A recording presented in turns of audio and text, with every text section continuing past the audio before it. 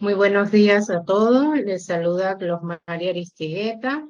En nombre de Asocupa le damos la más cordial bienvenida a la capacitación sobre perspectivas regulatorias y riesgo de los criptoactivos para sujetos obligados, en colaboración con el destacado experto Sergio Reyes, director de Infolat Academy, quien cuenta con 12 años de experiencia en prevención del lavado de activos, corrupción y financiación del terrorismo.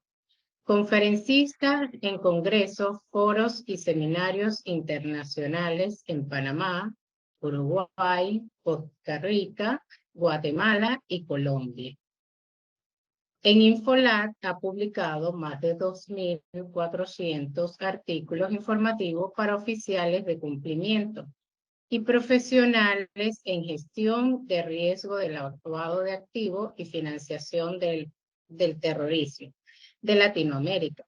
Ganador en 2022 del premio de la Oficina de Naciones Unidas contra la Droga y Delito a la mejor estrategia audiovisual para generar conciencia sobre los riesgos de lavado de activos y financiación del terrorismo en las empresas. Magíster en comunicación digital con estudios complementarios en análisis de información económica. En un contexto de rápido crecimiento de los criptoactivos y su integración en los mercados financieros, es imperativo comprender las implicaciones regulatorias actuales, por lo que estamos seguros de que esta capacitación será un recurso valioso para comprender mejor este dinámico y complejo panorama. Sin más preámbulos, daremos la bienvenida e inicio a esta capacitación que será muy enriquecedora. Muchas gracias. Adelante, Sergio, bienvenida. Muchísimas gracias, Glosmary, por esta cordial bienvenida. Es para mí un verdadero gusto, un privilegio estar en la mañana de hoy acompañándolos en esta sesión de la Asociación de Oficiales de Cumplimiento de Panamá, de Asocupa, con quienes hemos realizado diversas actividades a lo largo de los últimos años. Yo en 2023, en octubre de 2023, tuve el honor también de ser uno de los conferencistas invitados a ese gran congreso internacional que tuvo lugar en Ciudad de Panamá, que acudieron más de 1.000 personas. Fue una convocatoria enorme, de manera que siempre es un gusto para nosotros en Infolab y para mí personalmente acompañarles en estas actividades. Y sin más, vamos a dar inicio. Quisiera comenzar haciendo algunos comentarios.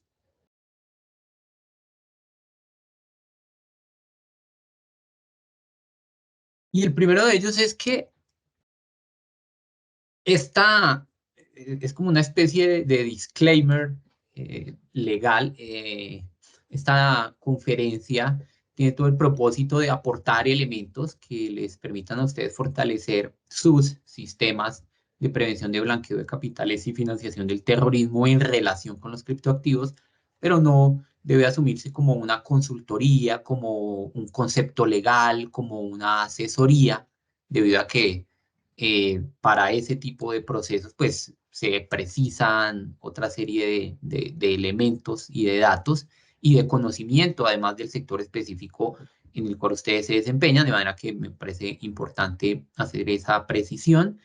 En segundo término, yo soy director de Infolab Academy. Nosotros no somos promotores de criptoactivos, no transamos con criptoactivos, no emitimos criptoactivos, es decir, no somos unos eh, vendedores, por decirlo de alguna manera, de este tipo de activos virtuales. Me parece bien interesante hacer la precisión. No tenemos contacto con proveedores de servicios de activos virtuales y hago esta precisión porque en el marco de la capacitación que vamos a tener el día de hoy, van ustedes a identificar muy claramente que yo soy un profesional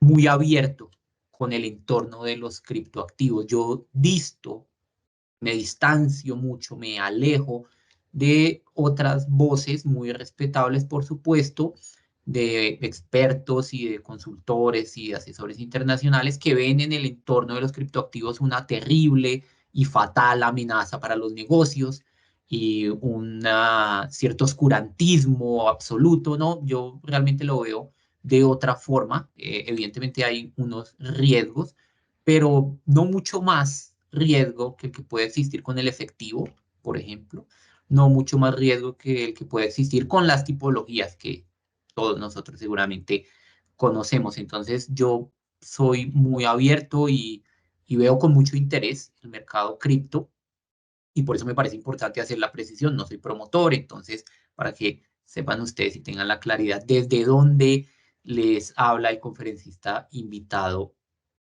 el día de hoy. Y el tema que nos convoca es justamente el que se relaciona con las perspectivas regulatorias y riesgos de los criptoactivos para los sujetos obligados de diferentes sectores, ¿no es verdad? A lo largo de la conferencia, si ustedes lo consideran pertinente, pueden interrumpir para hacer preguntas, para hacer comentarios. La idea es que este sea un espacio de diálogo, de interacción permanente. Entonces, sin problema, pueden levantar la mano y le pediría a Glosmery que me ayude sin problema, interrumpiendo para plantear preguntas, comentarios, si alguien quiere participar. La idea es que este sea un espacio de conversación lo más dinámico posible en la medida que lo permita así la tecnología y la distancia. Y comenzamos por Correcto, un... Sergio. Disculpa Dime. que te interrumpa si le recordamos que tenemos la sesión de preguntas y respuestas donde pueden hacer sus consultas y las estaremos respondiendo. Perfecto, muy bien. Y Gracias. a mí siempre me gusta iniciar este tipo de conferencias nivelando un poquito el terreno de juego, ¿no es verdad? Porque otro de los errores comunes que yo identifico en las diferentes conferencias y capacitaciones internacionales a las que tengo una feliz oportunidad de asistir es que los expertos comienzan a hablar sobre criptoactivos sin tener en cuenta que seguramente muchas personas del auditorio no tienen una claridad total de qué es un criptoactivo, ¿no es verdad? Entonces siempre conviene equiparar y nivelar un poquito el terreno de juego. Básicamente un criptoactivo es un tipo de representación digital de valor, ¿sí? Podemos entenderlo como un código muy extenso que es emitido por normalmente empresas u organizaciones o fondos de inversores que tienen el propósito de emitir un activo digital que represente valor para todos aquellos que lo van a adquirir. Si queremos verlo comparativamente hablando, podemos tal vez pensar que en algunos escenarios y espacios se puede ver, se puede comparar con una acción, ¿no? Con un bono.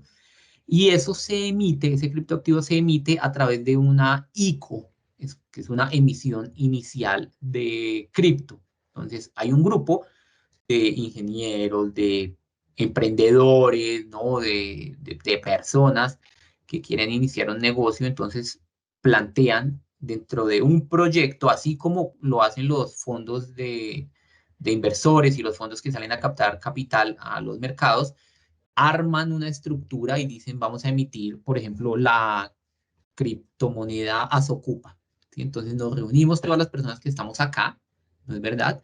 Armamos un proyecto, armamos un plan, explicamos por qué es importante emitir un activo virtual o criptomoneda o criptodivisa, todo es lo mismo al GAFI, le gusta que los denominemos como activos virtuales. No les gusta, a las personas del GAFI no les gusta mucho la denominación criptomoneda o criptodivisa o criptoactivo, pero en el mercado así se conocen, entonces estamos hablando básicamente de lo mismo, no hay diferencias entre ellas.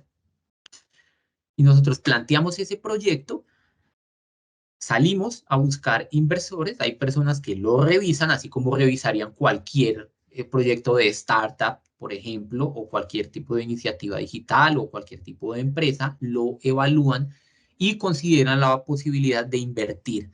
Con ese dinero nosotros, ¿qué hacemos? Compramos los servidores para minar criptoactivos. Las monedas fiat, como el dólar, como el euro, como el peso colombiano, como el peso mexicano, son emitidas por bancos centrales, ¿no? A través de unas imprentas. Ellos emiten el dinero, emiten el papel moneda, por supuesto, y todos los ciudadanos dentro de ese territorio saben que cuentan con el respaldo de un banco central, ¿no es verdad? ¿Cuál es el respaldo? El banco central, el gobierno. Mientras que en este tipo de activos virtuales no hay un respaldo gubernamental, por lo menos no en la mayoría de los criptoactivos. Entonces, el inversor que llega a este mercado sabe y necesariamente tiene que ser consciente de que hay un riesgo de negocio derivado de esa falta de respaldo. Aún así, y lo vamos a ver más adelante, en este momento hay millones y millones de personas invirtiendo en este mercado. Entonces, el dinero fiat lo emiten los bancos centrales y las criptomonedas o los activos virtuales los emiten computadores, los emiten servidores que realizan una tarea que se denomina minado, minado de criptoactivos, que es básicamente una gran capacidad computacional, una serie y un conjunto de servidores que básicamente se dedican a resolver una serie de códigos, a resolver una serie de problemas computacionales, y una vez resuelven uno de esos problemas, bajan al siguiente bloque y se emite una criptomoneda. Y de esa manera los minadores ganan una comisión por minar esa criptomoneda, y esa criptomoneda, por supuesto, para este ejemplo hipotético, después es la que nosotros, como emisores de la criptomoneda Socupa, salimos a venderle al mercado. Así, digamos, funciona un poco todo este ecosistema. Claramente hay muchísimas más variables y complejidades, pero para que comencemos a hablar en los mismos términos, esa es una, digamos, descripción general. Hay miles de activos virtuales o criptomonedas en este momento en el mercado. La más famosa indudablemente es Bitcoin. También está muy cerquita Ethereum, también Litecoin. Hay otras que incluso nacieron de videojuegos como Dogecoin, que es bastante curiosa y también tiene un valor de capitalización enorme, entre muchas otras. Entonces, eso es básicamente una criptodivisa. Yo no sé si ustedes han visto cuando leen reportes, que incluso en Infolab también lo hacemos de manera consciente, pero lo hacemos, que la representación que nos muestran los medios de comunicación, la prensa y los gobiernos sobre Bitcoin es una monedita de color dorado que tiene una B, ¿no es verdad? Eh, Eso se hace para que la persona de alguna manera comprenda, ¿sí? Un poquito el contexto, pero no hay nada más alejado que la realidad. Bitcoin no es una moneda y no la deberíamos representar gráficamente así. ¿Cuál es el problema? Que si la representáramos como realmente es, si la viéramos como realmente es, pues sería absolutamente aburrida y compleja de comunicar porque, insisto, son una serie de códigos alfanuméricos supremamente extensos que pueden generar confusiones en los usuarios. Entonces, para como el único patrón, por decirlo de alguna manera, con el que la podemos comparar es con el dinero metálico, pues por eso se hacen esas representaciones, pero Bitcoin es algo completamente diferente, son códigos computacionales, lo mismo todas las demás criptomonedas o activos virtuales. Dicho eso, y estando todos en ese terreno nivelado, como yo lo denomino, pues comencemos a hablar ahora sí acerca del panorama general. Y en el panorama general que tenemos, a lo largo de nuestros países, el común denominador es que han existido proyectos de ley e iniciativas regulatorias que no han prosperado. Esa es la regla general. Y esto ha ocurrido en casi todos los países de América Latina. En contraste, mientras esos proyectos o esas iniciativas regulatorias se inician, pero no terminan, ¿sí? Paralelamente, cada vez los criptoactivos son más aceptados dentro de la sociedad, dentro de las comunidades y dentro del mundo de los negocios, sobre todo como vehículos de inversión y medios de pago. Hay personas que ven en esto, insisto, una gran oportunidad de negocio y han comenzado a hacer enormes inversiones de dinero en este tipo de activos virtuales. En Ecuador y Colombia, por ejemplo, para considerarlo dentro de este contexto internacional, los proveedores de servicios de activos virtuales son sujetos obligados ya.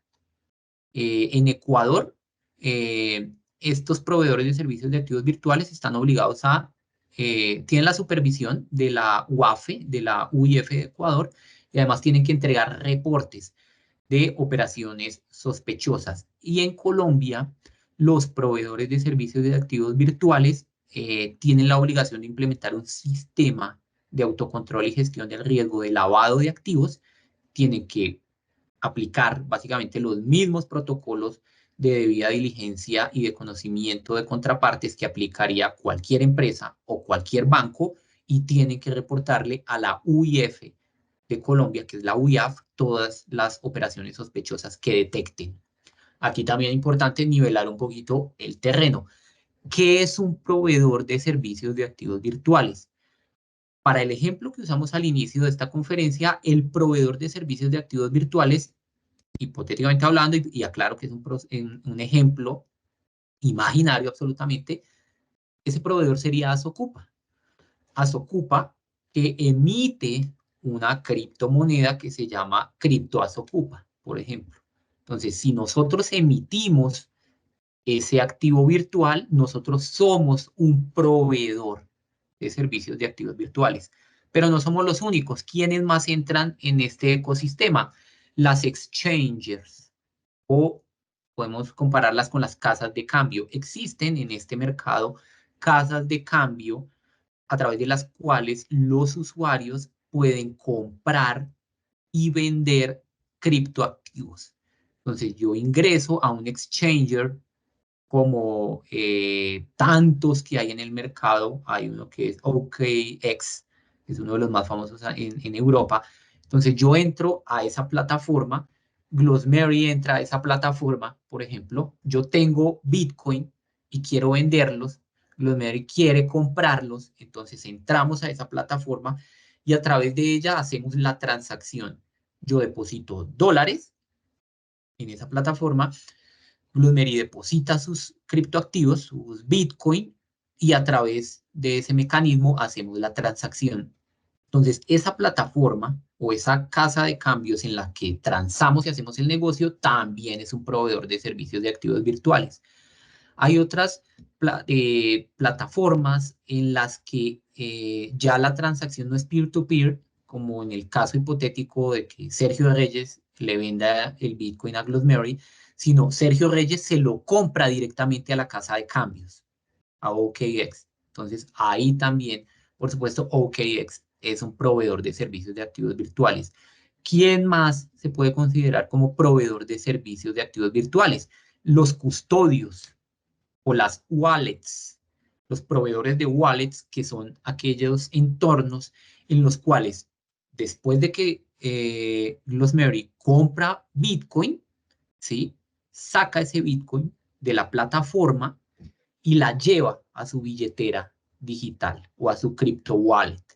Hay empresas especializadas en proveer ese servicio de custodia y de billetera digital, y ellos también son considerados como proveedores de servicios de activos virtuales. Entonces, como lo ven, hay diferentes actores y protagonistas en esta cadena. Entonces, en Ecuador y Colombia, reitero, esos proveedores, es decir, los que emiten las monedas, los que sirven como exchangers, los que las custodian, entre otros, ya son sujetos obligados. De la misma manera en la República del Ecuador.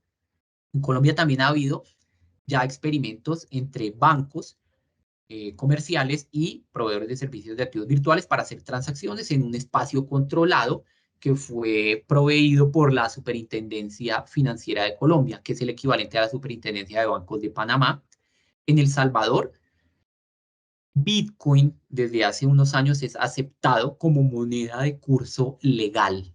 Entonces, ya tenemos un caso en América Latina desde hace ya varios años de una república soberana que acepta a esta divisa digital como moneda de curso legal, y en Perú también el año anterior hubo unos avances muy importantes. Entonces, ¿qué tenemos en resumen en el panorama? Varios proveedores de servicios de activos virtuales ya son sujetos obligados a prevenir lavado de dinero o blanqueo de capitales en América Latina, ¿no es verdad? Las personas, y lo vamos a ver más adelante, cada vez se interesan más en este mercado y hay una demora, una lentitud por parte de los gobiernos para emitir regulación. Entonces, como ocurre en múltiples ocasiones, el mercado y los negocios y la ciudadanía van más adelante que las administraciones gubernamentales en este entorno. ¿Cuánta gente tiene criptoactivos en este momento en el mundo? Estimaciones de crypto.com, que es una de las plataformas de análisis y de activos virtuales más importantes del mundo, estima que son alrededor de 580 millones de personas en el mundo con corte a diciembre de 2023, quienes son propietarios, quienes han adquirido algún tipo de criptomoneda o de activo virtual, como, insisto, Bitcoin, Litecoin, Dogecoin, Ethereum, entre muchísimas otras. Entonces estamos hablando de un número muy significativo. Este dato, que es el más actualizado, este dato se publicó hace apenas un par de semanas, básicamente significa que entre 2022 y 2023, comparativamente hablando, el número de personas con criptoactivos creció aproximadamente en un 34%. Entonces, el crecimiento es realmente exponencial y muy notable. Y América Latina es una de las regiones del mundo en la que mayor crecimiento tiene y mayor penetración tienen los criptoactivos en este momento. Es muy importante. Otro informe publicado hace apenas unos meses señala que, por ejemplo, en países como República Dominicana y Ecuador, 3 de cada 10 personas bancarizadas han comprado, han adquirido o han transado con algún tipo de criptomoneda. Entonces, ¿a qué no nos estamos enfrentando, sino qué debemos considerar en este contexto y en este panorama? Que efectivamente cada vez más ingresan personas al entorno cripto. Y aquí comenzamos a hacernos una serie de preguntas. ¿Estamos preparados para esa realidad tan retadora, pero al mismo tiempo tan interesante? Hay que comenzar por allí. Estos son datos también del mismo reporte de medios de pago publicado, insisto, hace apenas algunos meses. Y aquí vemos que efectivamente el número de personas que consideran adquirir criptoactivos o que ya lo tienen decidido, pues es, digamos, bastante importante. Aquí tenemos una serie de jurisdicciones, varias de ellas en América Latina. Entonces, el entorno es bastante positivo de cara a la adopción de los criptoactivos, posiblemente no como moneda de curso legal, como lo hizo El Salvador, pero sí como un medio tolerado y aceptado por parte de las instituciones gubernamentales para que sus ciudadanos puedan realizar las transacciones del día a día y para que inviertan en estos entornos digitales. Además, el entorno cripto ofrece múltiples ventajas. ¿no es verdad? Los plazos de liquidación, por ejemplo, para las operaciones de comercio exterior, se han reducido incluso a tiempos tan ínfimos como 10 minutos. Y esas operaciones usualmente antes tomaban entre 2 y 3 días. Entonces, en el entorno del comercio exterior ya se comienza a ver la importancia del entorno cripto, la eficiencia que tienen y además la utilidad que representa la tecnología que está detrás de esto, que se denomina cadena de bloques.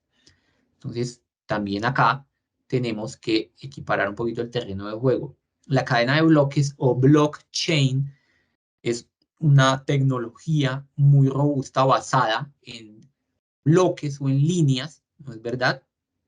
Que son las que van documentando o llevando el registro de todas las transacciones que se realizan con cripto. Y aquí comenzamos a desmitificar uno de los tantos miedos que algunas personas, seguramente no con mala intención, pero sí con desconocimiento, han venido implantando en oficiales de cumplimiento y en gestores de riesgos a lo largo de América Latina. Muchas personas con las que yo he tenido la ocasión de conversar me dicen, no, es que el entorno cripto es muy complejo porque el anonimato es absoluto. Falso. No hay anonimato. Todas las transacciones quedan registradas. A diferencia, por ejemplo, de las operaciones en efectivo. En esas sí hay anonimato. Pero en el entorno cripto, todas y cada una de las transacciones, sin importar el monto relacionado en esa operación, quedan registradas en una cadena de bloques y quedan registradas con un código único que permite hacer el seguimiento. Otras personas dicen, no, pero es que no podemos saber quién está detrás de la operación. Falso. Sí es posible saber quién está detrás de la operación. Se requiere una tecnología y se requiere comprar digamos, una serie de soluciones tecnológicas. Es cierto, el humano, el ser humano, con el analista de cumplimiento que está en ese momento en su oficina, claramente él no puede identificar eso, pero sí lo puede hacer una tecnología computacional que tenga una serie de características, pero sí que se puede saber. Recordemos que al inicio hablábamos de los proveedores de servicios de activos virtuales. Esos proveedores de servicios de activos virtuales, como las exchangers, funcionan con afiliaciones. Entonces, volvamos al ejemplo hipotético en el que yo tengo Bitcoin y Glossary quiere comprar Bitcoin. Entonces, para yo poder hacer esa operación, tengo que ingresar a esa plataforma, a ese exchanger y registrarme. ¿No es verdad? Registrarme con mis datos, mi documento nacional de identidad, tengo que proveer una serie de datos, etcétera. Y el pago lo tengo que hacer a través de cualquier plataforma bancaria que necesariamente va a usar los fondos de mi tarjeta de crédito o de mi cuenta de ahorros o del producto financiero en el cual yo tenga un depósito disponible para transar. Entonces, el exchanger sí sabe realmente quién es el propietario de la cuenta numeral 241072 arroba guión medio. Ellos sí lo pueden saber. Y de la misma manera, el registro de Glossary queda en ese exchanger. Pero bueno, supongamos que el exchanger no nos quiere dar la información. ¿Puedo yo a través de otra tecnología identificar quién está detrás? Sí, también se puede. Insisto, hay que comprar una afiliación a ciertas plataformas, como por ejemplo Chainalysis, y por esa vía yo puedo hacer múltiples análisis. No los puede hacer un ser humano.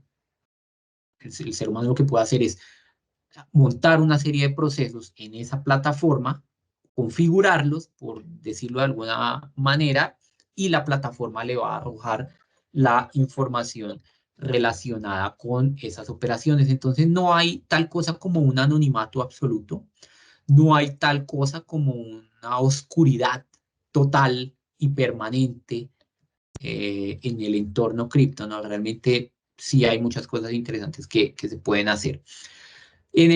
Volvamos al panorama general, en ese entorno del que veníamos hablando del comercio exterior, los costos de transacción también bajaron.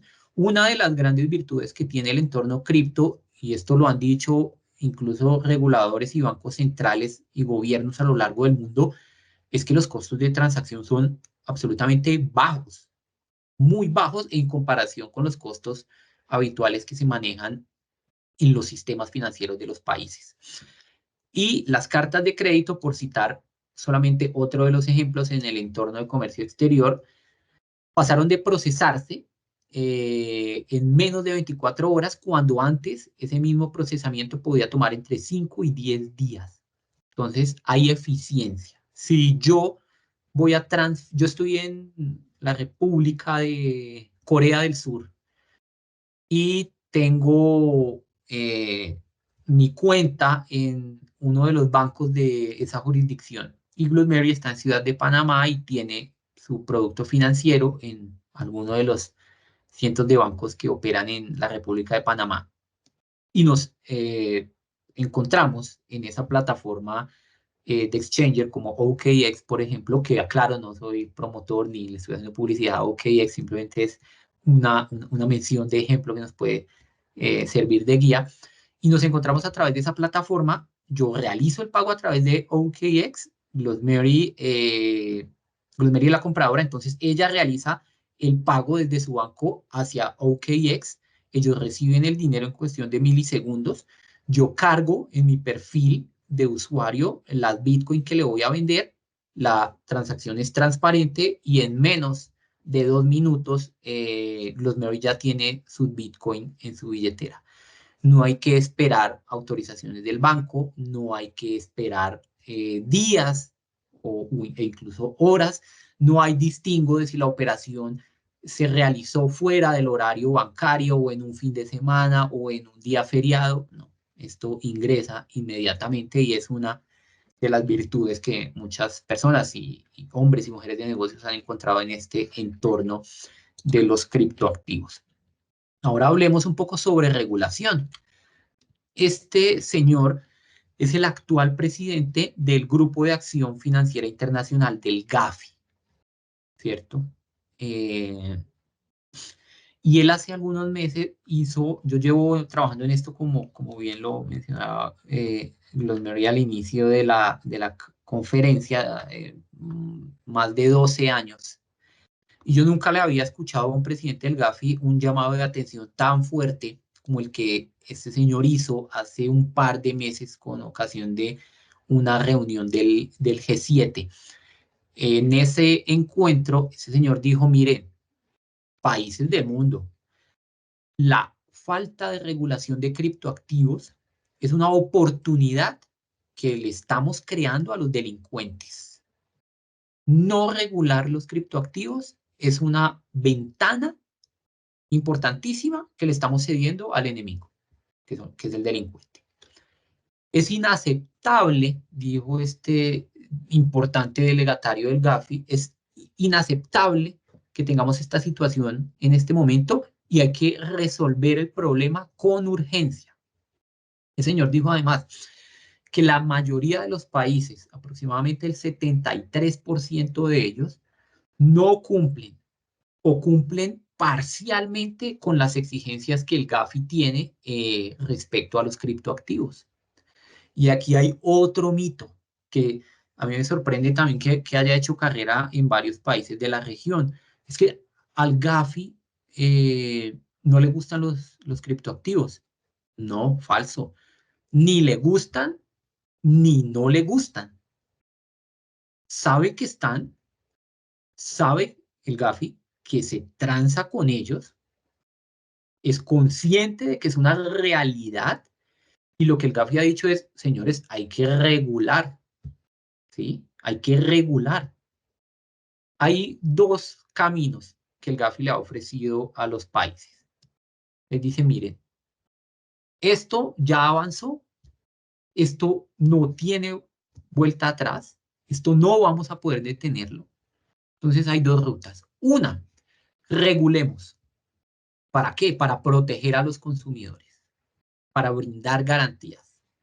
para cerrarle la puerta a los blanqueadores de capitales, a los delincuentes que buscan dar apariencia de legalidad a sus recursos ilícitos, a los terroristas que quieren financiar sus actividades y operaciones con este tipo de activos. Regulemos, pongamos regulación y integremos a esos proveedores de servicios de activos virtuales a nuestro sistema nacional de prevención de blanqueo. Hagámoslos parte, ¿sí? El Gafi ha dicho, esa es una ruta. La otra ruta, que no es tan recomendable, es prohibir. La otra ruta es prohibir los criptoactivos. Listo.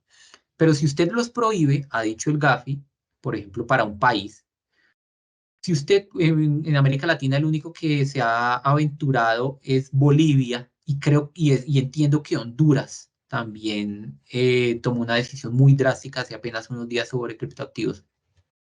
Si usted, Bolivia, decide prohibir los criptoactivos, perfecto, es libre y es una decisión soberana. Pero cuando yo lo evalúe, el Gafi o el Gafilat, cuando yo lo evalúe, usted me tiene que demostrar que esa prohibición es efectiva. Adivinen ustedes si Bolivia o cualquiera de nuestros países, Colombia, Ecuador, Argentina, Panamá, México, ¿creen ustedes que cualquiera de estos países tiene la capacidad de demostrarle al Gafi que esa prohibición es 100% efectiva? Porque la efectividad es uno de los criterios fundamentales dentro de las evaluaciones mutuas. ¿Creen ustedes que es posible demostrarle al Gafi que esa prohibición es efectiva y que de verdad ninguno de mis ciudadanos está transando con criptoactivos? ¿Sí? Entonces, tomar la decisión de prohibir, a mi modo de ver, es la más onerosa y la más compleja y la menos estratégica de las decisiones que puede tomar un país. Lo que deben hacer los países, y esa es la tendencia, es emitir regulación y decir, señores, proveedores de servicios de activos virtuales, vengan acá. Vengan, sean sujetos obligados, vengan, intégrense con los demás oficiales de cumplimiento de otros sectores, hablemos, hagamos sinergias.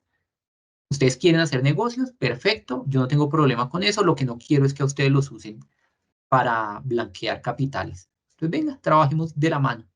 Esa es, digamos, la ruta más eficiente. Y el Gafi está presionando, ¿no? Por regulación, emitamos regulación. Tan es así que hace que la semana anterior tuvo lugar la reunión plenaria del Gafi en la ciudad de París, en Francia, y allí se anunció que ellos van a publicar un reporte, un documento en el que van a contar, ¿cierto?, cuáles son los pasos que un conjunto de países en el mundo han tomado para regular y supervisar a los proveedores de servicios de activos virtuales. Es decir, vamos a quedar en evidencia ante el mundo. Muchos de los países de América Latina vamos a ser incluidos en ese reporte, ¿cierto? Que de acuerdo con los datos que nosotros tenemos, va a cubrir a todos los países miembros del Gafi y a 35 países adicionales. ¿Cuáles son los criterios cuáles fueron? Porque esto ya está por terminarse, este reporte. ¿Cuáles fueron los criterios de selección? Básicamente, miembros del Gafi y países en los que haya un alto volumen de transacciones con criptoactivos, con activos virtuales. Y muchos de nuestros países están incluidos en esa, hacemos parte, ¿no? Cumplimos con ese criterio objetivo. Entonces va a salir el reporte, el Gafi nos va a decir, señores, estos países están cumpliendo, señores, estos países están incumpliendo. Cuando eso ocurra, lo más probable es que los países que no están cumpliendo o que no estamos cumpliendo del todo, pues tengamos que tomar medidas, porque ya va a haber un reporte público que se puede interpretar como un llamado de atención del Gafi diciendo, usted no está cumpliendo con una de mis exigencias. Y vía Gafilat, que es el organismo regional tipo Gafi que atiende nuestra región, América Latina, pues vía Gafilat van a empezar las presiones, y cuando empiezan las presiones regulatorias hacia los gobiernos, ustedes y yo sabemos muy bien que vienen normas. Entonces, lo más probable es que vengan normas. ¿Cuál va a ser el sentido de esas normas? De forma general, y esto, ese análisis es basado en revisiones de proyectos e iniciativas regulatorias en diferentes países, incluso algún borrador que se manejó en Panamá, para saber, bueno, para dónde vamos, ¿no? Y hacia qué va a apuntar la regulación. Lo primero es que el objetivo va a ser otorgar, crear, construir un marco regulatorio eh, que justamente controle la creación o emisión de activos virtuales y un marco regulatorio también para esos proveedores de servicios de activos virtuales en el marco de actividades de inversión y pago. Entonces, ¿qué no van a hacer los países? Casi con seguridad. No van a sacar una norma autorizando a Bitcoin como moneda de curso legal. Eso es muy, muy improbable. Es muy difícil que eso ocurra. Entonces, ese no va a ser el camino y podemos estar tranquilos. En Panamá van a continuar siendo monedas de curso legal, casi con seguridad, el balboa y el dólar. En Colombia, el peso colombiano, eso no va a tener ninguna variación.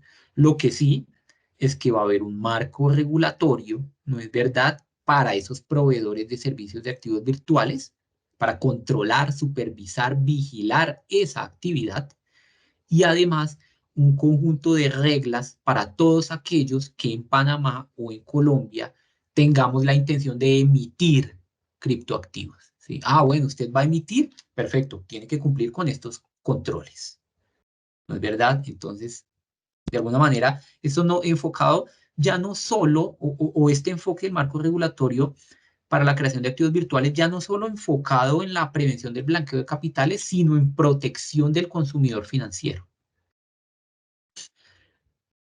¿Qué más, qué otra, otra información, otro enfoque regulatorio general podemos nosotros prever para los países de América Latina en los próximos meses? Seguramente, e insisto, esto es con base en análisis de diferentes marcos regulatorios que se han planteado en países y que no han sido aprobados, pero que apuntan hacia allá, es reconocer los diferentes tipos de activos virtuales que existen. ¿No es verdad? Hay 4 fundamentalmente. Activos virtuales referenciados a moneda de curso legal, ¿no es verdad? En este momento, varios países del mundo están trabajando en proyectos para, por ejemplo, tener el yuan criptoactivo, ¿sí? El euro en criptoactivo. Entonces, que el activo, que ese activo virtual sea emitido o respaldado al menos por bancas centrales de los países. Hacia allá, digamos, se está apuntando.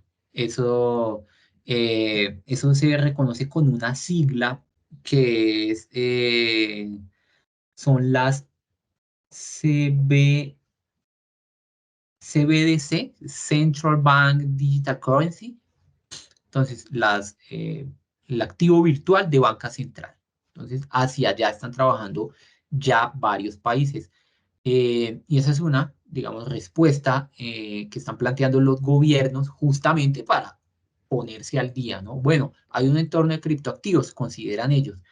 Entonces, una muy buena manera de seguir manteniendo el control de la política monetaria y de la emisión es que mi moneda nacional de curso legal sea cripto y yo la respaldo. Entonces, hacia allá, no es verdad, están apuntando muchos países. También hay activos virtuales referenciados a otros activos. Estas se conocen como stablecoins, ¿no? Como monedas estables. Seguramente todos ustedes recuerdan el patrón oro. El patrón oro fue una especie de política, de marco que estuvo vigente, que cogió mucha fuerza y se creó en el siglo XIX, y que básicamente consistía en que todas las monedas, ¿cierto?, que se emitían en las jurisdicciones de aquel entonces, en los países y jurisdicciones de aquel entonces, tenían un respaldo principalmente en el oro. Entonces existió durante muchos años en los Estados Unidos el dólar oro, por ejemplo. En Colombia existió el peso oro. Y hacia qué apuntaba. Básicamente, los gobiernos en esa etapa de la historia emitían divisas, emitían moneda, ¿cierto? Respaldada en las reservas de oro que tenían almacenadas.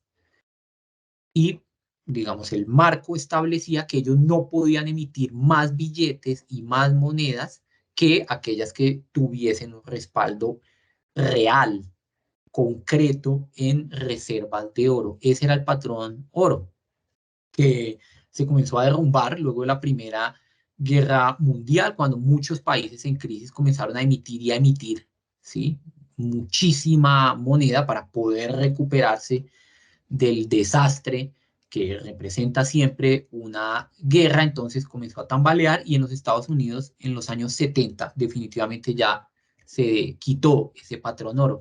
Entonces ese patrón oro estamos comenzando a verlo en el entorno de los criptoactivos. Hay stablecoins en las que, por ejemplo, y volvamos a la hipótesis inicial de este ejercicio de análisis, Asokupa quiere emitir la cripto Asokupa, ¿cierto? Entonces, para darle mayor tranquilidad a nuestros inversores, nosotros decimos, mire, nosotros como organización tenemos unas reservas de oro, ¿cierto?, almacenadas en China.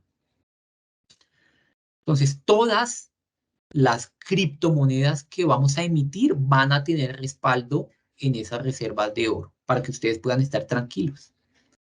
Esas son las stablecoins, es decir, tienen un respaldo y están referenciadas al valor de mercado de otro activo, como en este caso hipotético es el oro. Hay otras que son los activos virtuales sin respaldo, como Bitcoin.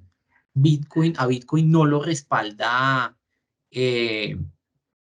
digamos, ninguna autoridad, ningún gobierno, ningún banco central.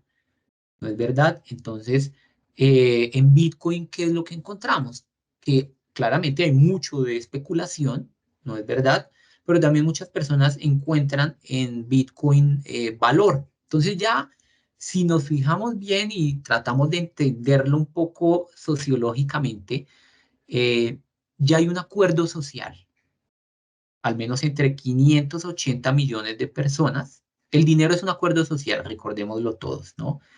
Yo tengo un Balboa, y voy a hacer una compra en un supermercado en Punta Pacífica o en Amador o en alguna zona de la ciudad de Panamá, y estoy tranquilo de que la persona que me va a vender, por ejemplo, el imancito para traer a Colombia como souvenir de mi viaje a Panamá, me va a aceptar ese Balboa porque hay un acuerdo social.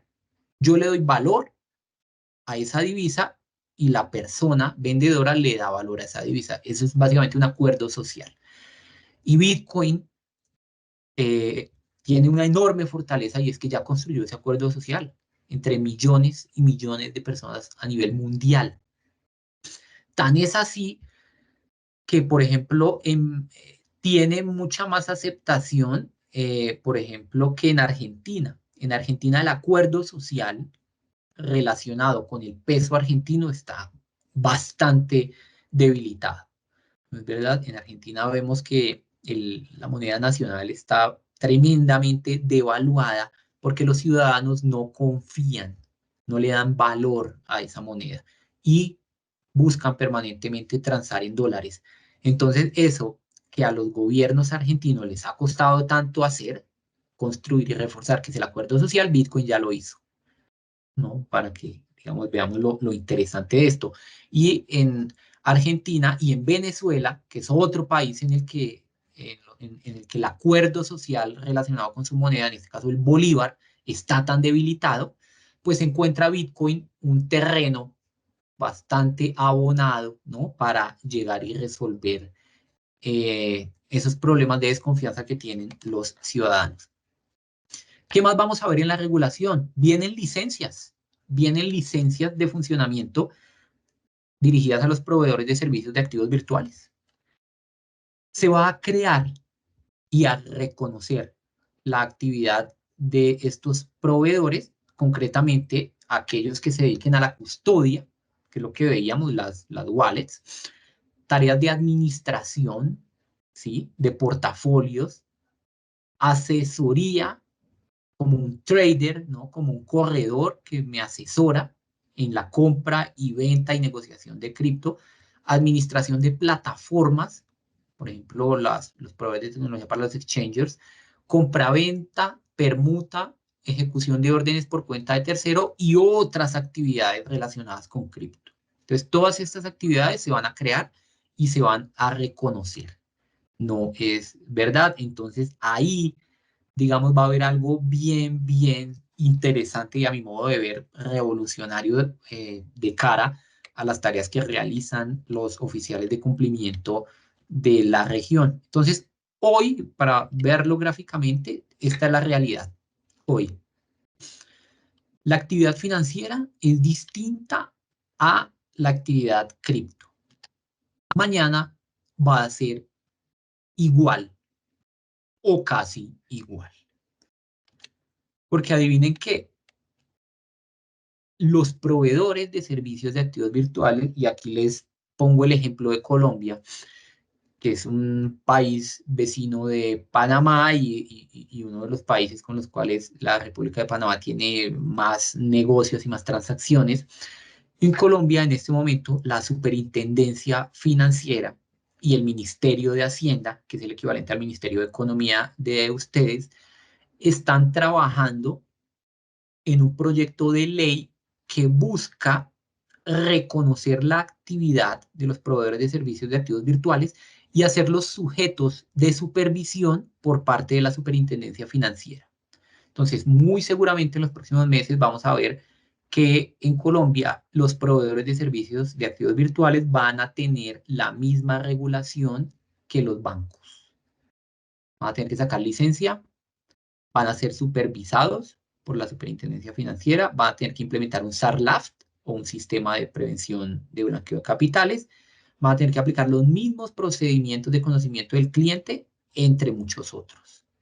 Ese es el panorama que se nos viene, mis queridos amigos y amigas.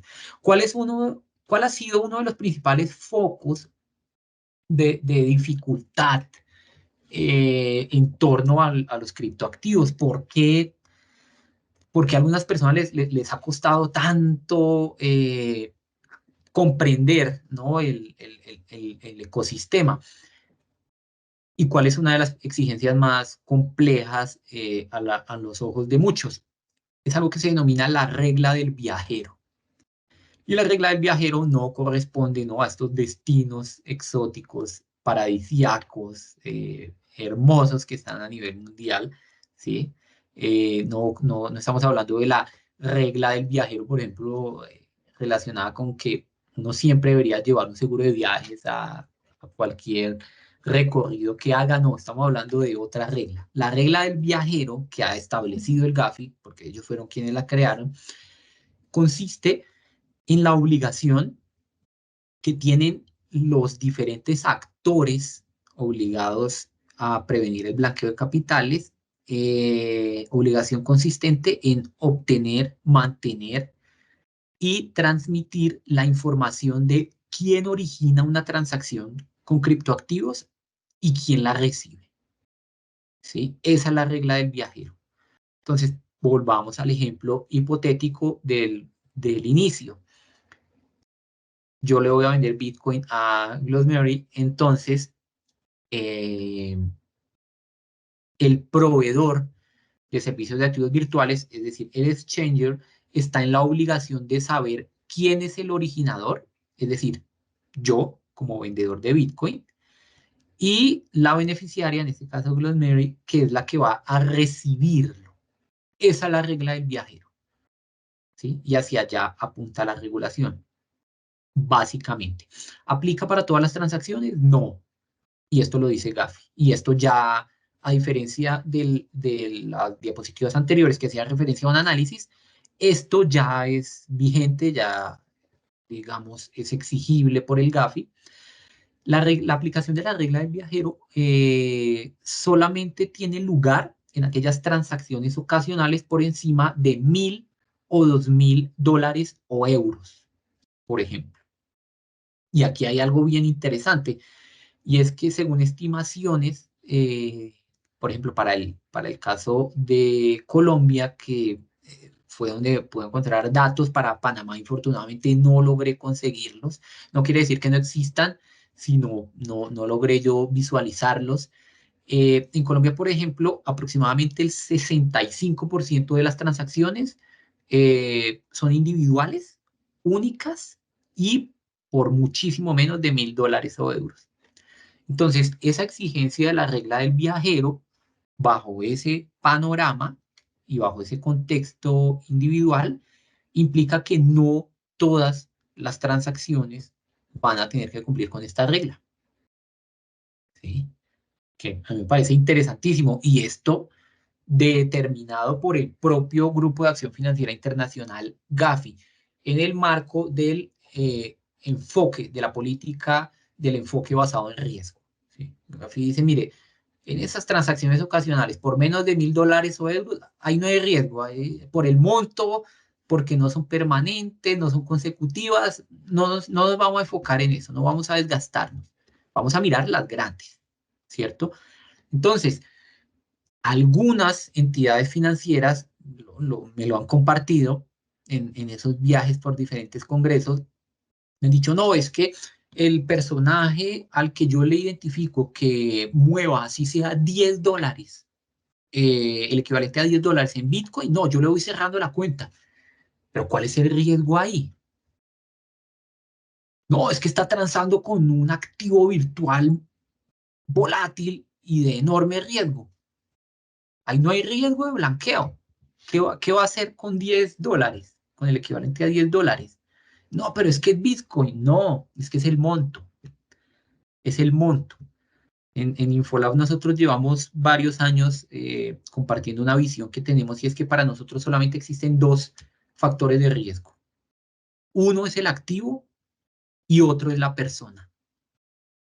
En eso deberíamos enfocarnos. De hecho, hace varios años también venimos promoviendo la evolución hacia un enfoque ya no basado en riesgo, sino un enfoque basado en datos, que es debería ser la siguiente etapa y el siguiente camino, la siguiente ruta en este entorno de la prevención de blanqueo de capitales a nivel mundial.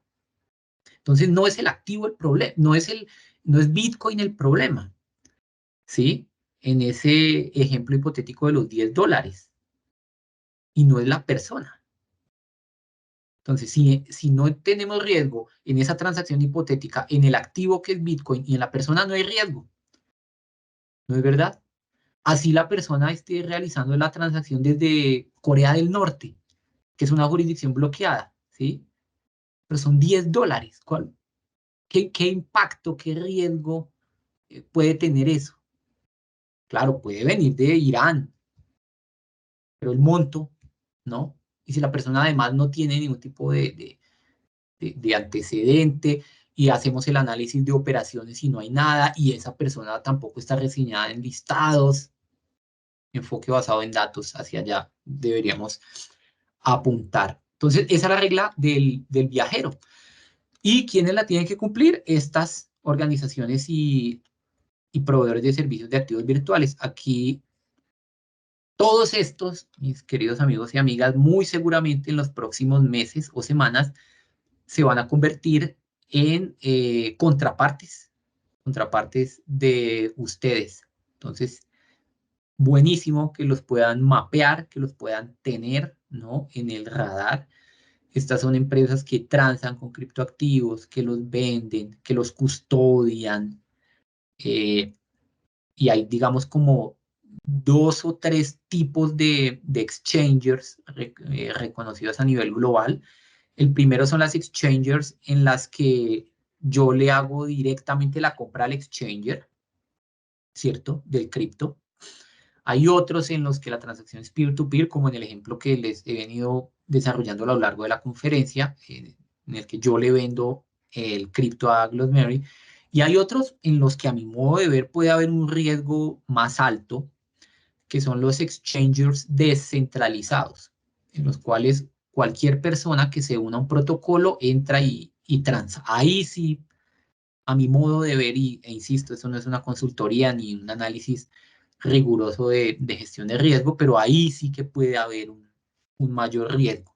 Yo personalmente con los exchangers centralizados no encuentro un altísimo riesgo. Como en toda actividad hay riesgos, evidentemente, pero para mí los descentralizados pueden ser un poco más complejos. Las superintendencias, ¿quiénes van a supervisarlos? A estos proveedores, seguramente superintendencias de compañías o de empresas o de APNFDs. En algunos países se están yendo por el lado de las APNFDs. Superintendencias de bancos o superintendencias financieras o de valores, eventualmente. Y también en algunas jurisdicciones le han puesto la tarea de supervisión a las UIF, a los bancos centrales o a las autoridades tributarias, ¿no? Entonces, eso es lo que viene y tenemos el tiempo en contra. En esta conferencia estamos muy bien de tiempo, me refiero a que tenemos el tiempo en contra porque este año inicia una nueva ronda de evaluaciones del GAFI. Seguramente ustedes se acuerden el ejercicio de 2018 o 2019 en Panamá, cuando los evaluaron. 2018, si no estoy mal, pues este examen viene otra vez. Viene otra vez. Esta es una publicación de infolab.com. Los invito a que ingresen y consulten nuestra página web. Allí tenemos más de 3.200 artículos, videos, material de capacitación para oficiales de cumplimiento de toda América Latina. Entonces, bienvenidos y ojalá puedan aprovechar y consultar todo este material que es gratuito y abierto al público. En esa cuarta ronda, viene la quinta ronda. La que pasó fue la cuarta. El cronograma de la ronda de evaluaciones anterior fue este, ¿sí? Entonces, Panamá estuvo dentro de los primeros países evaluados en la cuarta ronda.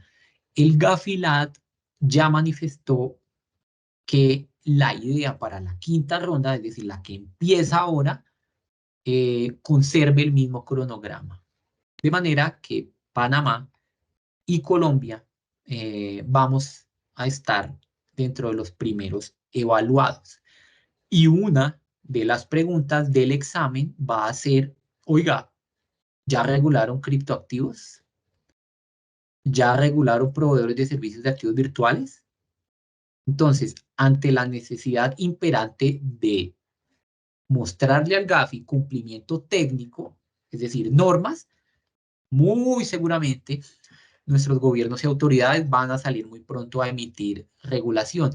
Y tal vez no se demoren mucho tiempo, porque además van a tener que mostrarle al GAFI efectividad. Y la efectividad requiere tiempo.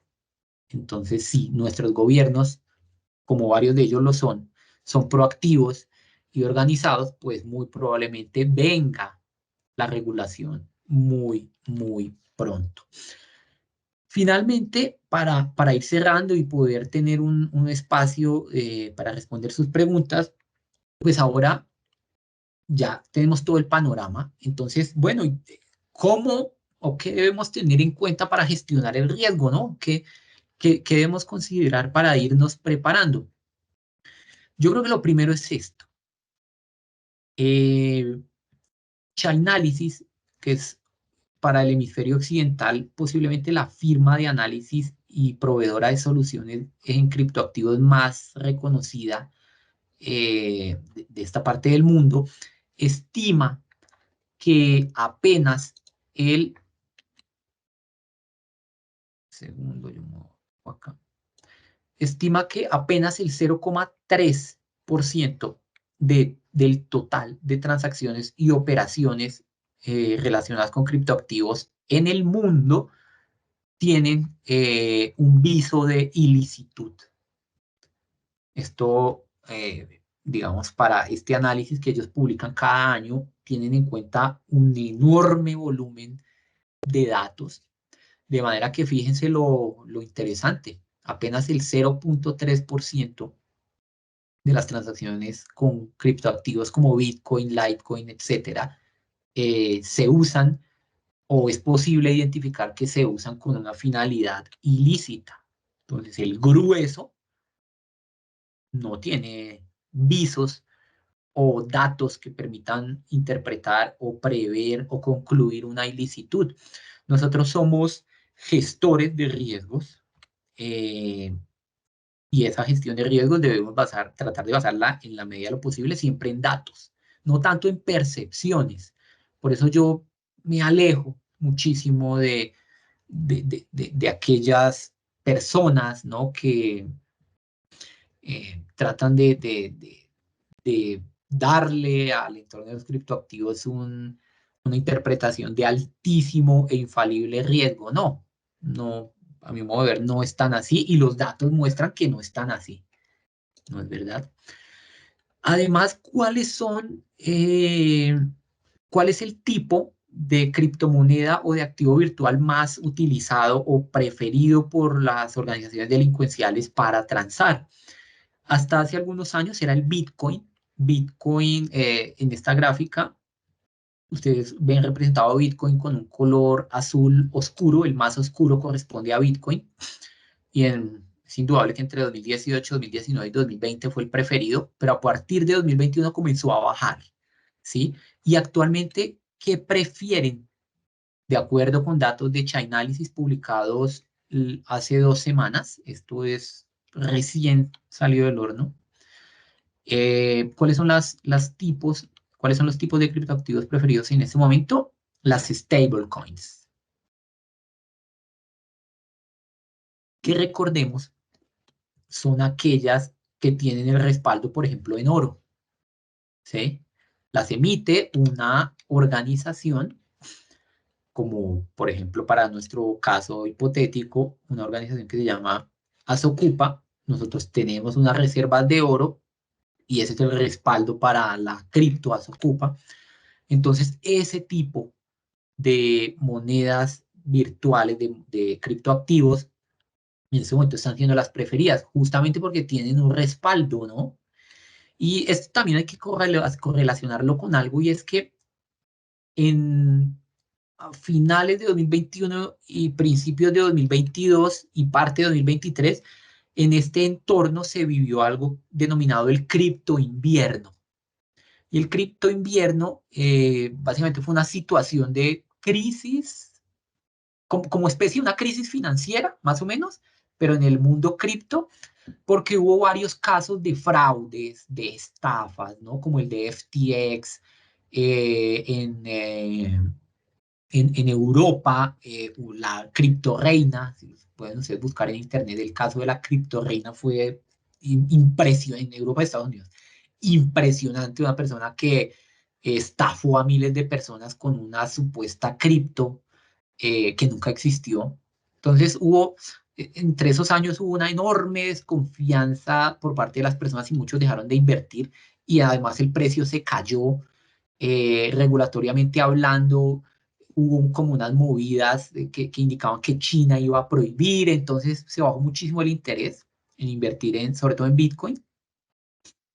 Entonces, si uno lo correlaciona, seguramente los delincuentes que también buscan refugiarse, ¿no? En activos que tengan valor y conserven cierta estabilidad, pues eso posiblemente pueda interpretarse o justificar la migración de inversión que estas personas tenían en Bitcoin a las stablecoins. Bitcoin hace 2 días superó la barrera de los $62.000 como valor unitario Entonces, muy probablemente pueda haber un repunte allí. El cripto invierno, según muchos analistas expertos en este mercado, ya terminó y viene una etapa de gran y enorme recuperación en el entorno cripto, de manera que vale la pena considerarlo. En OFAC hay varias sanciones dirigidas a crypto wallets o a billeteras digitales. Es decir, ya hoy hay crypto wallets sancionadas que, digamos, están allí reportadas.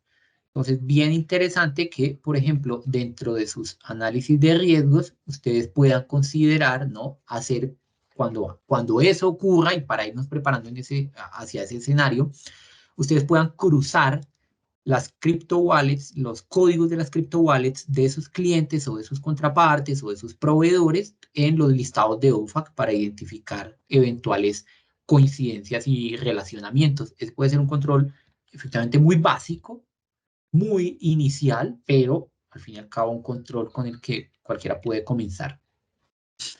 Yo los invito a que ingresen a este video podcast que grabamos hace algunos meses con el director de innovación y tecnología de Infolab, Alberto Lozano. Él fue director de la UIF de Colombia, fue compliance officer del Banco Central de Colombia, fue vicepresidente del grupo Egmont de UIFs del mundo, una persona muy reconocida en este ámbito. Él y yo grabamos este video podcast, conversamos justamente sobre criptoactivos e hicimos en tiempo real una compra de Bitcoin. Un poco también para desmitificar los riesgos. A mí algún oficial de cumplimiento, ahora que estuve en el Congreso de Asocupa, me decía, no, es que para comprar Bitcoin hay que entrar a la Deep Web y a la Dark Web, y eso es terrible. Y no, no, no. Usted puede entrar desde cualquier navegador y transar, no, no, no, usted no necesita hacer nada de eso. Entonces, la idea de este video podcast fue un poco desmitificar muchos de los miedos que se han creado alrededor de este entorno y entenderlo como un actor más, ¿no? Un actor más. Seguramente dentro de las decisiones estratégicas de negocio haya empresas que digan, no, yo nunca voy a aceptar Bitcoin en mis negocios. Perfecto, es válido. Pero la invitación es a que lo haga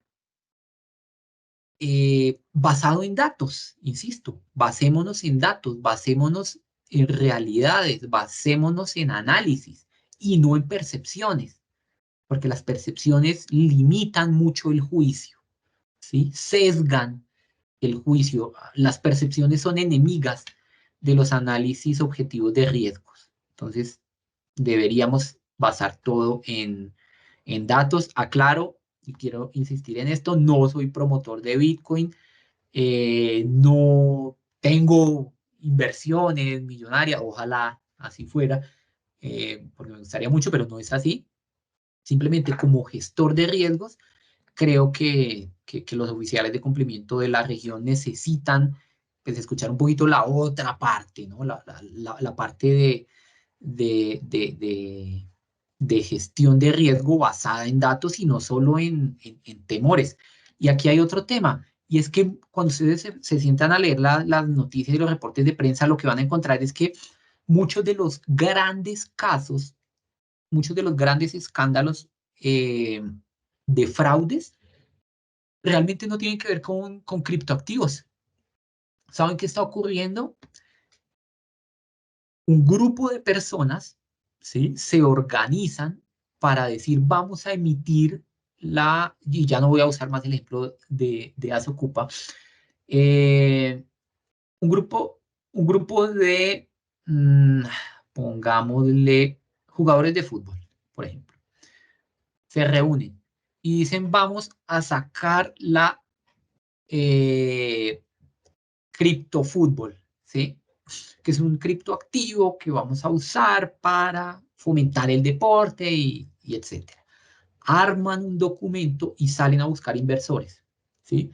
Hay inversores que creen en este proyecto de estas personas particulares, ¿cierto? Invierten en esa ICO o AICO que es emisión inicial de criptodivisa, de criptomoneda, invierten y resulta que ese grupo de personas, después de que captan enormes cantidades de recursos, escapan, huyen con el dinero y lo roban. Les quiero plantear una pregunta. ¿Estuvo relacionado el entorno y el ecosistema cripto en ese fraude? No, realmente no. Realmente lo que estamos viendo ahí es una estafa, ¿sí? Un caso de administración desleal, ¿cierto? Abuso de confianza, otra serie de tipos penales reconocidos en los códigos penales de nuestros países, pero cripto no estuvo. Esas personas ni siquiera compraron los servidores para minar, nunca tuvieron la intención de emitir la moneda, solamente engañar, captar recursos del público, muy similar a los esquemas Ponzi o esquemas piramidales, ¿cierto? Muy, muy parecido. Y robar, hurtar, apropiarse ilícitamente de los recursos. Pero cripto no estuvo, ¿sí? No hubo, por ejemplo, una falla en los sistemas cripto que permitiera a alguien, a un hacker, hurtar las criptodivisas, ¿no? Nunca hubo nada de eso. Lo que ocurrió fue, insisto, un caso de fraude, que de eso sí hay mucho y eso le ha jugado bastante en contra al entorno de los criptoactivos en América Latina. Entonces vale la pena hacer esa distinción. Como conclusiones, uno, la falta de regulación promueve la opacidad. Necesitamos regulación y los oficiales de cumplimiento deberíamos ser amigos de la regulación. Cada que podamos interactuar con un supervisor, deberíamos insistirle por la regulación. Necesitamos regulación para poder realizar nuestro trabajo con toda claridad y con, por supuesto, un marco normativo que nos respalde. El sentido de la regulación es claro. Estos proveedores de servicios de activos virtuales van a tener un reconocimiento jurídico. Van a existir muy pronto registros o licencias de funcionamiento de estas empresas y van a ser sujetos obligados a prevenir el blanqueo de capitales. Yo realmente no veo, insisto, esto es basado en datos, yo no veo posibilidades, al menos serias, de que vayamos a seguir la ruta de la prohibición, ni en Panamá, ni en Colombia al menos. Y la pregunta es, ¿riesgo real o percepción de riesgo?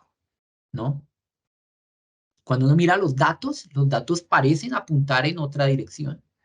Cuando uno pregunta, las personas tienen temores.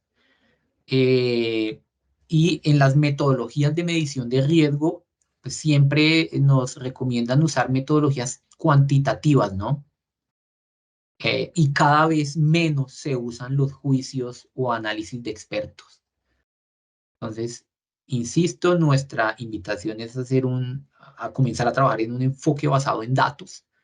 Ahí estamos promoviendo con el GAFI este enfoque, a ver si esa propuesta metodológica que estamos construyendo en algún momento es aceptada. Ojalá así sea.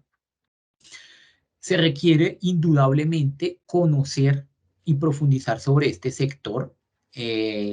Aquí en Infolab Academy vamos próximamente a tener un curso internacional sobre riesgos en este sector. Ojalá alguno de ustedes pueda animarse y tomarlo en los próximos meses. Se requiere indudablemente conocer y profundizar sobre este sector. Hay mucho desconocimiento, insisto, hay muchos temores y hay una gran noticia, y es que el de-risking va a dejar de ser una opción. ¿Por qué va a dejar de ser una opción? Imaginémonos el día en el que la Asamblea, el Parlamento de Panamá, emita la ley en la que se otorga un reconocimiento jurídico a estos proveedores de servicios de activos virtuales, ¿cierto? ¿Qué va a ocurrir cuando llegue un proveedor de servicios de activos virtuales a cualquiera de nuestras organizaciones y diga, oiga, quiero hacer negocios con usted? O, oiga, quiero la apertura de un producto financiero. Ah, perfecto. ¿Qué actividad realiza usted? Activos virtuales. Ah, no, no, señor, acá no. y ese personaje nos diga, no, un momentico, es que yo tengo reconocimiento jurídico y tengo licencia de funcionamiento y yo aplico los mismos controles antiblanqueo que usted, ¿sí? Entonces, hágame un favor, explíqueme cuál es la causal objetiva por la cual usted me está rechazando la apertura de mi producto financiero, por ejemplo, ¿sí? Que es un derecho, ¿no? De los consumidores y de las empresas. ¿Por qué me está negando usted ese derecho? ¿Cuál va a ser la respuesta que le vamos a dar? Ya no va a haber causal objetiva, mis estimados amigos y amigas, ¿no? Entonces, el de-risking va a dejar de ser una opción, ¿sí?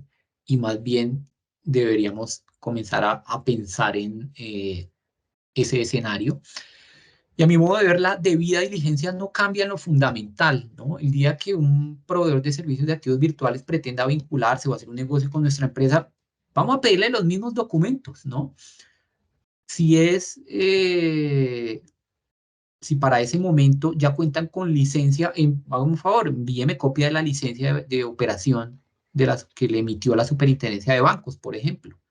Validamos y comprobamos que esa licencia efectivamente fue aprobada, ¿sí? Pedimos la documentación de registro mercantil, de beneficiarios finales, de participación societaria, etcétera. Los buscamos en listados internacionales y si vemos que todo está en regla, a mi modo de ver, pueden seguir y avanzar. La debida diligencia no cambia en lo fundamental, porque al final de cuentas, estas van a ser empresas que tendrán que ser legalmente constituidas, cumplir con todas las exigencias normativas vigentes en nuestros países.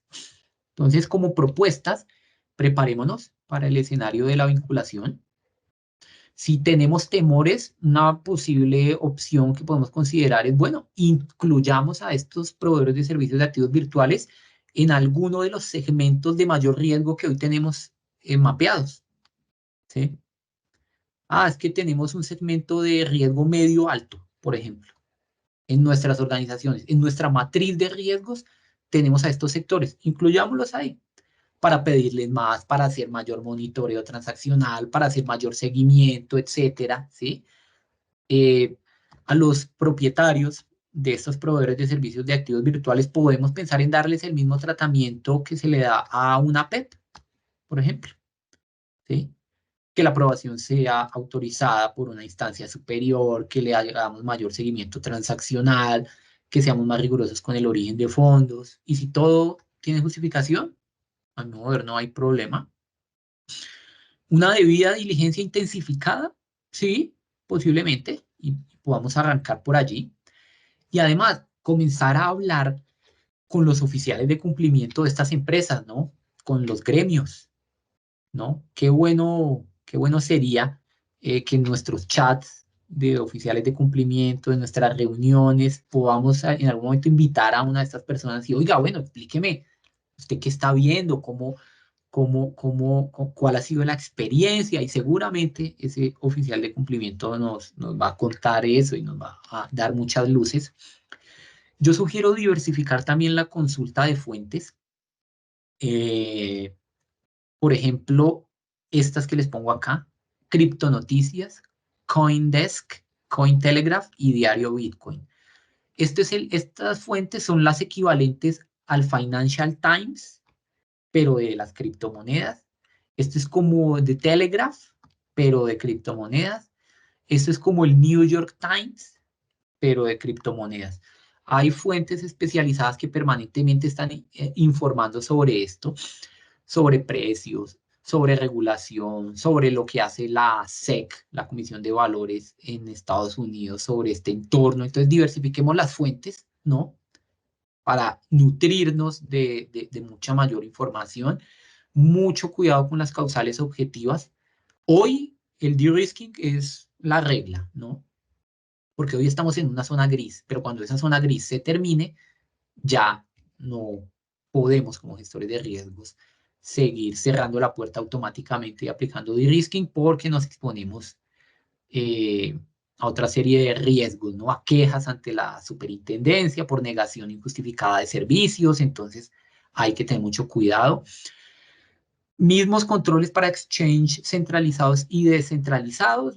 Yo aplicaría unos controles más estrictos a los descentralizados y gestión de riesgo diferenciada para los clientes, personas naturales y exchange, por ejemplo. Siempre la gestión de riesgo es la base fundamental. Además, hay un escenario muy posible que vamos a tener, que ya se ha visto en algunas organizaciones, ya me contaba una oficial de cumplimiento, que en su organización hay dentro de los directivos personas muy jóvenes y muy entusiastas, ¿no? Por el entorno cripto.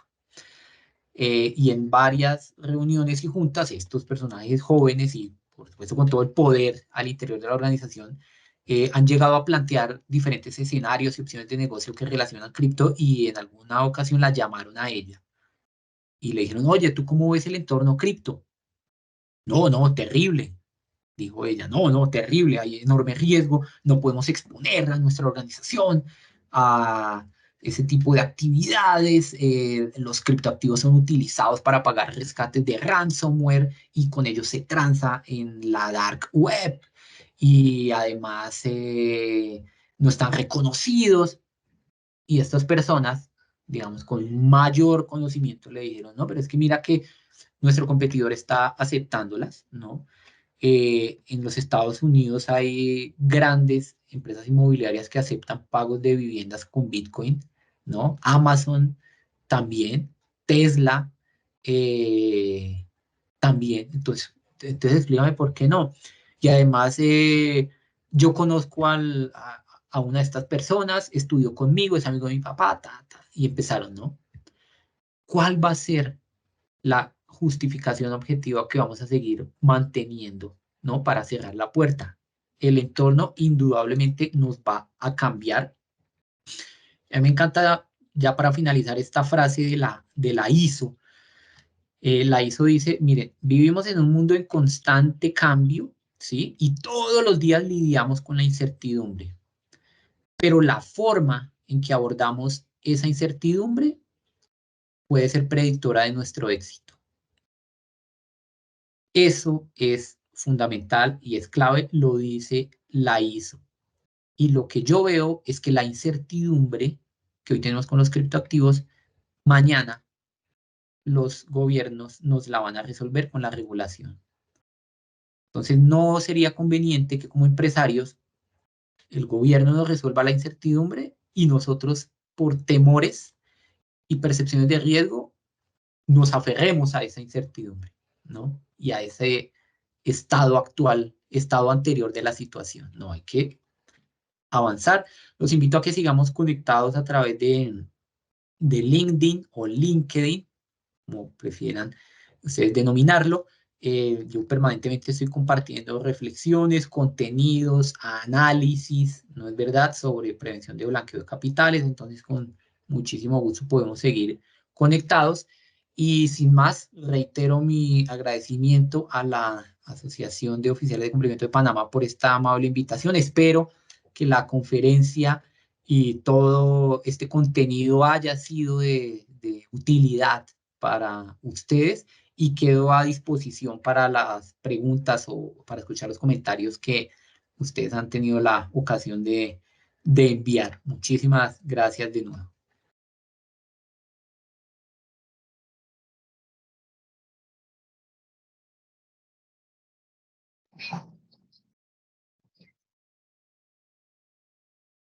Bueno, Sergio, por acá estoy viendo, no tenemos por ahora alguna pregunta. Le recordamos que las pueden realizar acá en la sesión de preguntas y respuestas y pues para que se le esté respondiendo, dejar sus comentarios por esta misma vía.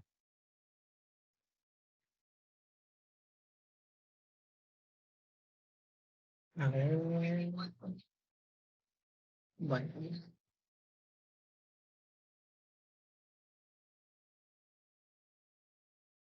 Bueno, creo que por ahora no tendremos ninguna pregunta. Le recordamos que Asocupa deja grabado todos los seminarios. Los mismos son subidos a YouTube. Allí pueden volver a ver la grabación y refrescar el contenido si así lo desean. Entonces creo que podemos ir dando por finalizada la sesión. Muchas gracias, Sergio, en nombre propio y de Asocupa. Expresamos nuestro sincero agradecimiento por compartir tus profundos conocimientos y experiencia en este campo tan crucial de los criptoactivos y la regulación financiera. Agradecemos también a cada uno de ustedes por su participación, el compromiso de estar acá. Esperamos que las perspectivas compartidas hoy hayan dejado esclarecedoras y útiles, hayan sido esclarecedoras y útiles para abordar los desafíos regulatorios y los riesgos asociados con los criptoactivos. Sigamos trabajando juntos para avanzar de manera responsable y segura en este emocionante mundo de lo que son las finanzas digitales que ya ahora cada vez se aproximan más. Gracias nuevamente y pues le deseamos muchos éxitos en sus labores. Que tengan un excelente día. Muchas gracias a todos. Buen resto de día.